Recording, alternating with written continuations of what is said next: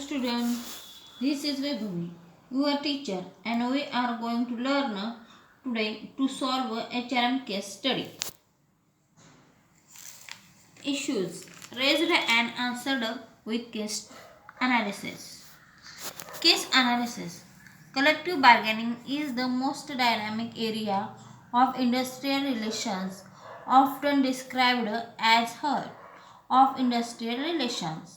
Collective bargaining is a process of decision making between parties representing employer and employee interests.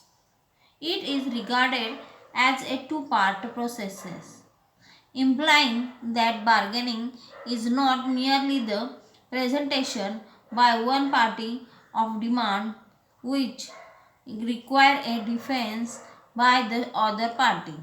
Rather, it is a mutual give and take in which both parties make demands, proposals, and counter proposals.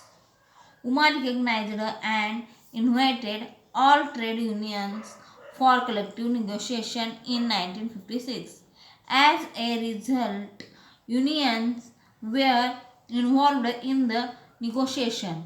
UMA performed a role in promoting a collective bargaining at unit level.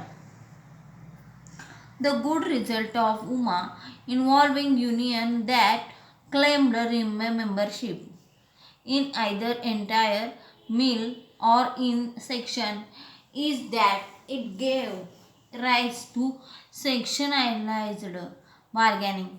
There were issues about bonus agreements with some members mills. Therefore, sometimes UMA was accused of buying pieces of behalf of members' mill.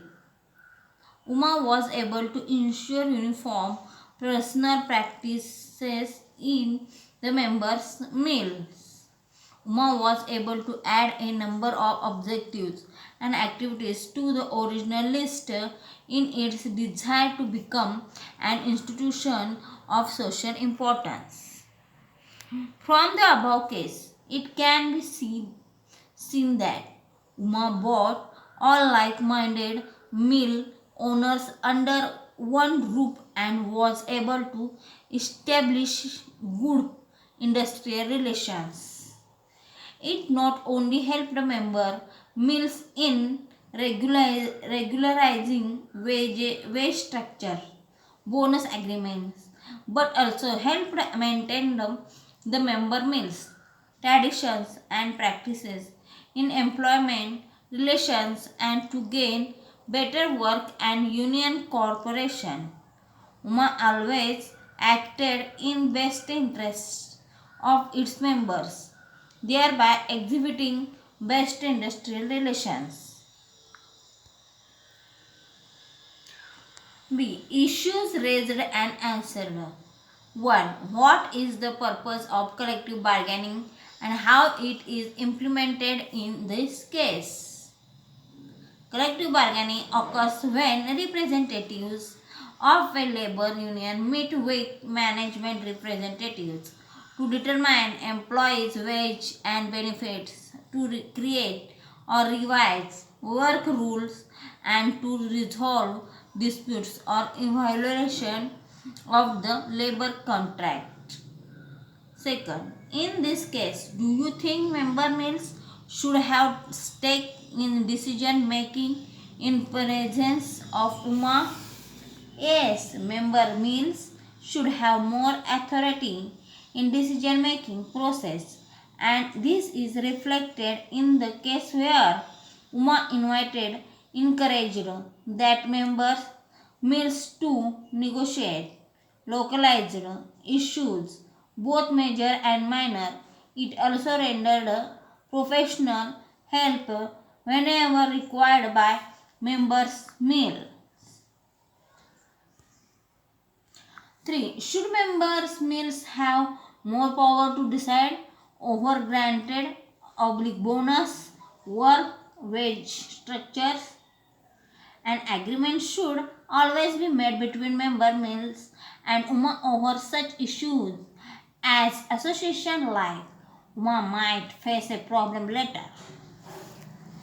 The same rule cannot be followed in every mill right down to wage structure, as rich mills can have a different wage structure over ordinary mills. 4. Do you think associations like UMA can create good industrial relations and emergence of new patterns of collective bargaining like sectionalized bargaining? Certainly, the formation of UMA from the case clearly reflects its main concern, that is, creating good industrial relations. From the case, we also get to know that this pattern of collective bargaining has clearly become the ideal pattern to follow not only in textile industry but also in other industries too. 5. Do you think that prosperity of the mills in the region has been increasing mainly because of healthy collective bargaining practice followed by UMA? Collective bargaining in the textile industry is in the combator, combator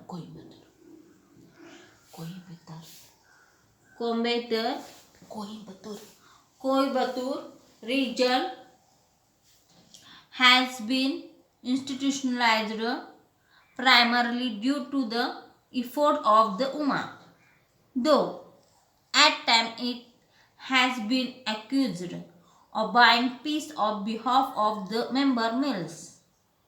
But on all these occasions, UMA has acted in the best interest of the members. It has played a major role in institutionalized collective bargaining both at the regional and at the mills levels during the last 30 years. 6. The title of the case is The UMA and Collective Bargaining.